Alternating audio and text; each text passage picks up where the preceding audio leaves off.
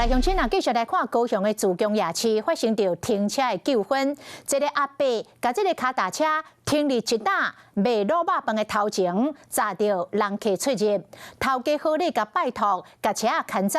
结果这个阿伯气屁面大细声，有一个查某人客出面来排解，结果是公亲变事主。这个阿伯啊，怎啊牵铁要甲攻击这个查某人客？即摆双方咧起相告。啊，这个查某人客讲，伊上届无法度忍受的，就是不公不义的代志，就算即届受伤，搁去互告，未来也是会继续来抱不平。有肥有瘦的猪肉，卤甲正透，味受够香，看起来真好食款。还有肉丸甲贡丸等等，嘛是同款。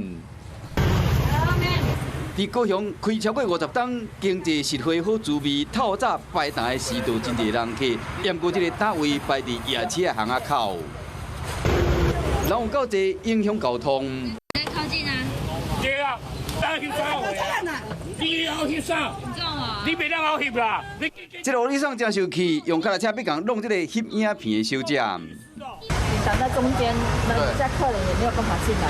他可能就是觉得说，我停难，我就停这样子不行吗？他也不知道是什么，他就是这样生气，一直骂，一直骂。看到旁边一堆排队的人，就是卤肉饭没有一个人去帮，我比较给薄啦。昨尾暗5点外，柯小姐想要买一碗卤肉饭，要无牵脚踏车，这个53岁欧里桑呢，一直骂，伊听甲袂做咧。那录影所证，当时替这个摊商生意人打抱不平。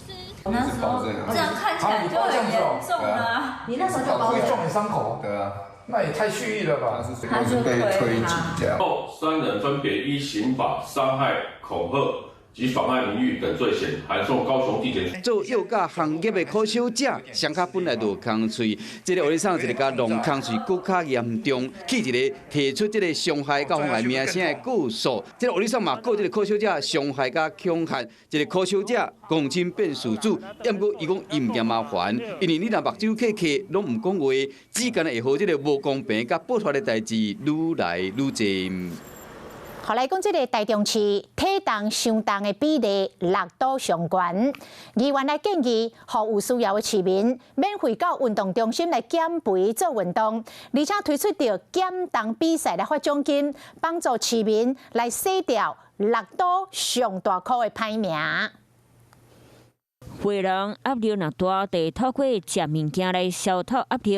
依照体育署调查报告，台中市去年 BMI 过重比例是6度上悬hen。是不是市长也来讲一下？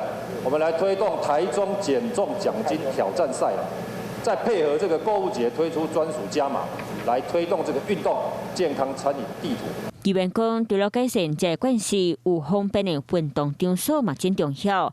建议推出台中健康减肥卡，各代谢症候群患者，每礼拜当免费使用一摆国民运动中心，甚至和民间的健身房合作，来鼓励因爱护运动习惯。议员提的这个东西我们都会研究，因为我觉得也很有创意了哈。减肥奖金挑战赛想法上创意，议员马上邀科法邀请市长罗秀燕同齐来做运动。